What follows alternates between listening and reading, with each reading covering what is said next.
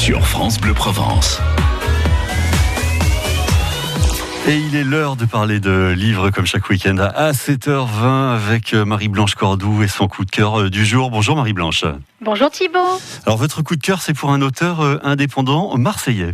Oui, tout à fait. De salon en salon, je découvre des auteurs indépendants et je déniche souvent des pépites à savourer ou à offrir, comme c'est le cas ce matin avec un titre aussi beau que son contenu, La fille aux yeux mauves de Jean-Luc Fontaine. Mais qui est Jean-Luc Fontaine? Alors, c'est un sexagénaire marseillais, amoureux de la nature et surtout de la Provence.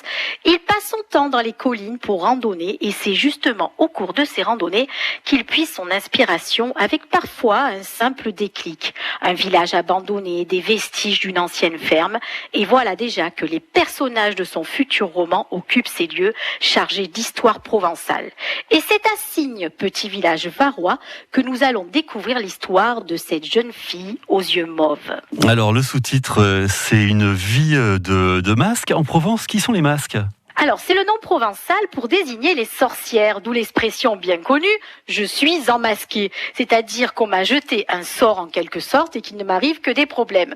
Dans le livre, les sorcières, les masques donc, se transmettent de mère en fille leurs pouvoirs, leurs recettes, leurs incantations, leurs coutumes, leurs préparations médicinales, et elles tiennent un livre de vie sur lequel, de génération en génération, elles vont raconter leurs amours, leurs drames et leurs bonheurs.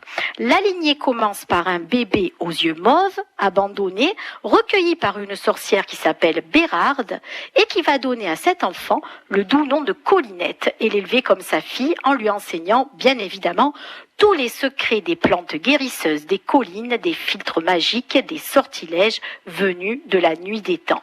Et contrairement aux idées reçues, elles sont toutes très belles ces sorcières et leur beauté suffit à envoûter paysans, vignerons et autres bergers alentour. On se balade dans une Provence authentique, méconnue, mystérieuse, mais toujours aussi belle avec un style agréable et fluide, un très beau moment de lecture et de découverte sur l'étrange univers des sorcières de Provence. Procurez-vous ce livre sur le blog de l'auteur, Les Cahiers du Sud de Jean-Luc Fontaine, La fille aux yeux mauves. Merci chère Marie-Blanche. On se retrouve demain matin à la même heure pour un nouveau coup de cœur.